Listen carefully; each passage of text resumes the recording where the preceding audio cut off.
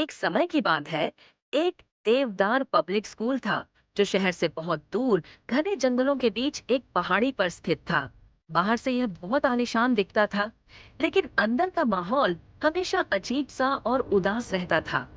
दबे हुए राज कहा जाता था कि कई साल पहले स्कूल के संस्थापक प्रिंसिपल मिस्टर शर्मा ने किसी रहस्यमय कारण से अपनी ही लाइब्रेरी में आत्महत्या कर ली थी। ये उनके जाने के बाद स्कूल में अजीबोगरीब घटनाएं होने लगी। रात का सन्नाटा, स्कूल के हॉस्टल में रहने वाले बच्चों ने अक्सर रात में लाइब्रेरी से किताबों के गिरने, किसी के फुसफुसाने और कभी-कभी तो किसी के रोने की दबी हुई आवाजें सुनी थी। गार्ड्स ने कई बार दावा किया था कि उन्होंने रात के अंधेरे में प्रिंसिपल शर्मा की परछाई को कॉरिडोर में घूमते हुए देखा है, जिसके हाथ में हमेशा एक पुरानी जली हुई मोमबत्ती होती थी। रूहानी लाइब्रेरी एक बार चार दोस्त राहुल, प्रिया, समीर और नेहा ने मिलकर उस रहस्य को सुलझाने का फैसला किया। वे हमेशा बहादुर होने का दिखावा करते थे। एक अमावस की रात, जब सब सो रहे थे, वे चुपके से लाइब्रेरी की ओर बढ़े। लाइब्रेरी का दरवाजा पुराना था और उसे खोलते ही एक भयानक चर्रर्र की आवाज आई, जिसने पूरी शांति भंग कर दी। अंदर एक पुरानी धूल भरी मेज पर मोमबत्ती की धीमी रोशनी पड़ रही थी। राहुल ने हिम्मत करके मेज के पास जाकर देखा। वहां एक पुरानी डायरी रखी थी। प्रिया ने डायरी उठाई। जैसे ही उसने पहला पन्ना पलटा, एक भयानक ठंडी हवा का झोंका आया और मोमबत्ती बुझ गई। चारों घबरा गए और मोबाइल की टॉर्च जलाई। अचानक उन्होंने देखा कि सामने की दीवार पर, जहां मिस्टर शर्मा की तस्वीर लगी थी, उनकी आंखें चमक रही थीं। चीख और अंधेरा तभी समीर को लगा जैसे किसी ने पीछे से उसका कंधा पकड़ लिया हो। वह डर से चीख पड़ा।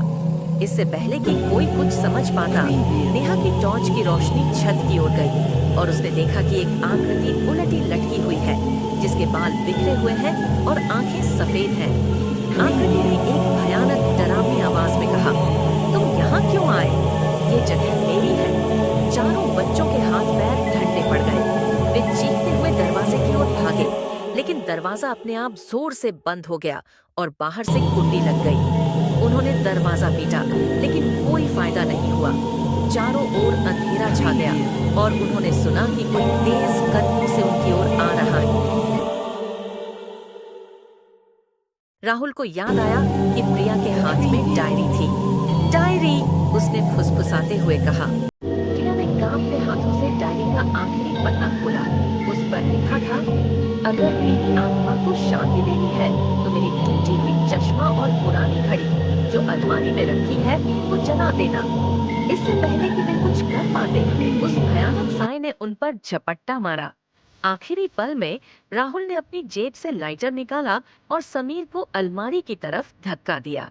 समीर ने टूटी हुई अलमारी खोली और घड़ी और चश्मा निकालकर राहुल को दिया। जैसे ही राहुल ने उन्हें डायरी के पन्नों पर रखकर जलाया, एक तेज रोशनी हुई और वह भयानक आकृति एक चीख के साथ धुएं में बदलकर गायब हो गई। सुबह का सूरज अगली सुबह गार्ड्स ने बच्चों को लाइब्रेरी में पाया। वे सदमे में थे, लेकिन सुरक्षित। लाइब्रेरी में मेज और अलमारी को छोड़कर सब कुछ सामान्य था।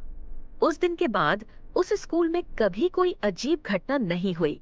बच्चों ने कभी किसी को इस बारे में पूरी बात नहीं बताई, लेकिन वे चारों हमेशा जानते थे कि उन्होंने अकेले ही भूतों के स्कूल के रहस्य को खत्म कर दिया।